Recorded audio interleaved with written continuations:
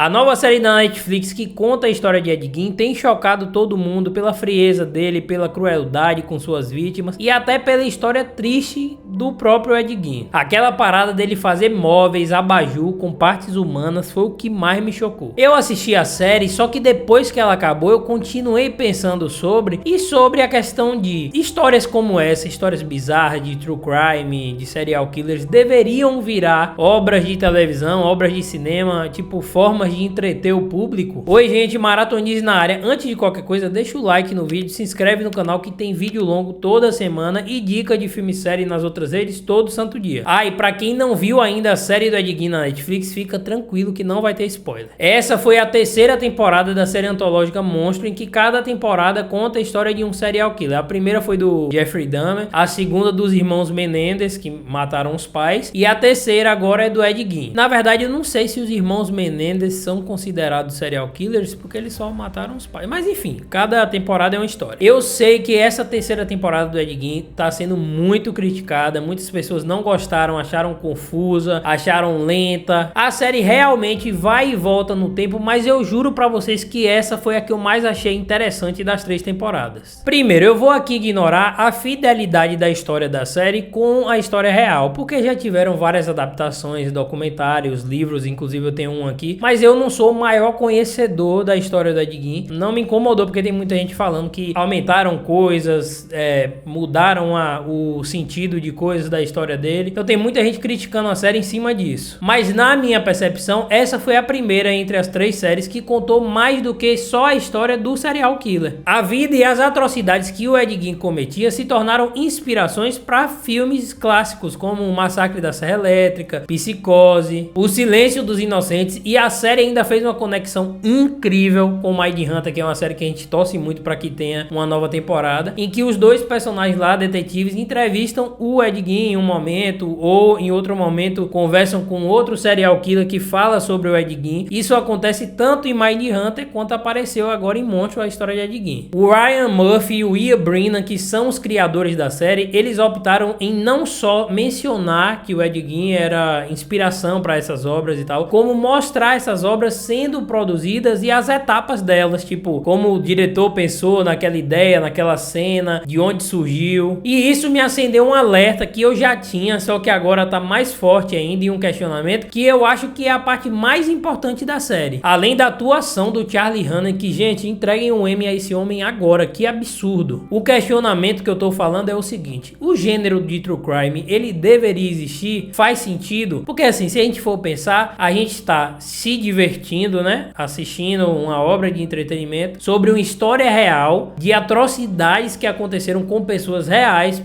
foram torturadas, todas as piores formas possíveis, e isso virou conteúdo que vai ser monetizado, né? Tem gente ganhando dinheiro com isso, streaming, enfim, pessoas no geral, a gente que paga um streaming para assistir essas obras, então a gente se entretém com isso. E eu sou um grande consumidor desse gênero, isso é uma autocrítica. Pensando aqui, eu tô pensando no geral, mas pensando em mim também. Faz sentido isso? É até loucura você aprofundar um pouco nisso, porque eu fico pensando, e pessoas que tiveram realidades um pouco complicadas ali no início da vida, como o Ed Gein, e tem alguma coisa ali na cabeça corrompida de alguma forma, que assistem uma obra dessa, será que elas não despertam algo ou não glamourizam o que elas pensam em fazer? Eu acho extremamente perigoso. Eu tava até pensando que essas obras, elas de certa forma fazem a gente normalizar esses atos. Não assim, pensem aqui comigo, não é normalizar, se eu ver isso acontecer na rua eu vou achar uma coisa normal, mas do tanto que você assiste, porque tem muitos conteúdos em relação a isso, e eu consumo muito inclusive, mas eu percebo que a cada vez que a gente vai assistindo, sabendo, ouvindo, sei lá, podcasts e outras coisas,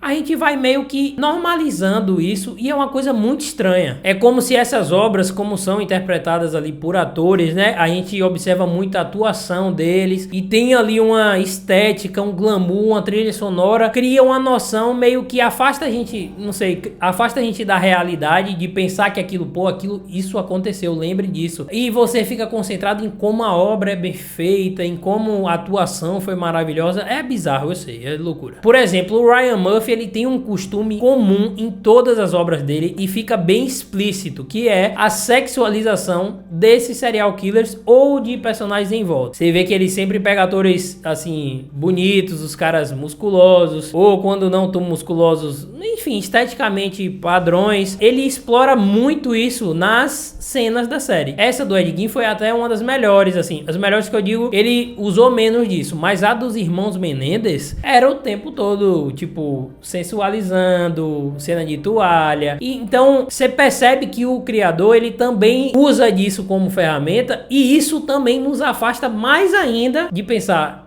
não é glamour, não é estética, não é isso. Pense nas atrocidades que foram cometidas. Então, entenda que essa ferramenta também nos afasta e de certa forma normaliza ou romantiza essas histórias, sabe? Eu não sei se vocês estão conseguindo me compreender, mas é uma coisa que depois dessa série, inclusive, do Ed Gein, eu fiquei refletindo muito de até que ponto a gente consumir isso é saudável e isso ser produzido também agrega em quê, sabe? Gente, eu tô me criticando também porque, como eu falei, eu consumo muito esse tipo de conteúdo e eu gosto de saber essas histórias, não sei porquê, mas eu assisto, eu consumo e essa série me fez acordar de certa forma. Eu vou um pouquinho mais longe, eu trabalho com dicas de filmes e séries há muito tempo, há uns 7, 8 anos nas outras redes, e o conteúdo, o tipo de conteúdo que é mais consumido, que a galera mais engaja, são conteúdos ou que sejam muito dramáticos, assim, histórias reais pesadas, sabe, de sofrimento e tal, às vezes de superação, mas às vezes não também, de tristeza, ou conteúdos nesse sentido, de true crime, de bizarrice, de terror com algumas cenas explícitas. Esse tipo de conteúdo é o que mais funciona. E aí eu vou me questionar por que o ser humano sente, vamos dizer, que uma certa atração ou curiosidade em cima desse tipo de coisa, que é, assim, a palavra mais leve que a gente pode dizer é bizarrice. E aí eu tô falando da minha produção de conteúdo, mas imagine os grandes estúdios, os diretores, os criadores de séries, etc. Quando vê que esse tipo de conteúdo funciona muito, eles vão cada vez mais explorar esse tipo de fórmula, esse tipo de obra. Eu tava vendo até um vídeo recente que, por exemplo, a casa onde aconteceu o crime dos irmãos Menendez teve que ser fechada porque a galera tava visitando muito e criando conteúdo, tirando foto. Essa do Ed Gein com certeza vai ter algum tipo de repercussão em objetos dele ou no próprio túmulo dele. Essas obras, elas acabam criando o holofote em cima dessas personalidades. E a gente vê que desde quando essas personalidades,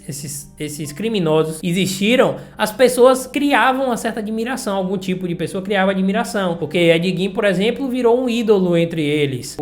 Pessoas mandavam cartas, pessoas se apaixonavam por ele. E eu queria entender o porquê, qual é a origem, assim, do nosso mental, do nosso cérebro, que faz com que a gente se atraia ou tenha curiosidade por esse tipo de assunto. A nossa cabeça é uma parada muito complexa e eu acho que nunca a gente vai entender ela por completo. Mas e vocês, o que é que vocês acham? Estão errados as pessoas que produzem esse tipo de obra e aí, consequentemente, a gente consome e gera conteúdo em cima disso? Ou tá errado a gente que consome em massa esse tipo de obra também, de conteúdo? Porque eu fico me perguntando aonde é que a gente poderia parar ou melhorar, sabe? Ou mudar a forma em que isso é apresentado. É um tema que depois dessa série, sei lá, floresceu na minha cabeça e eu fiquei pensando nisso dias e dias. Me digam aí nos comentários o que é que vocês acham sobre isso e até o próximo vídeo.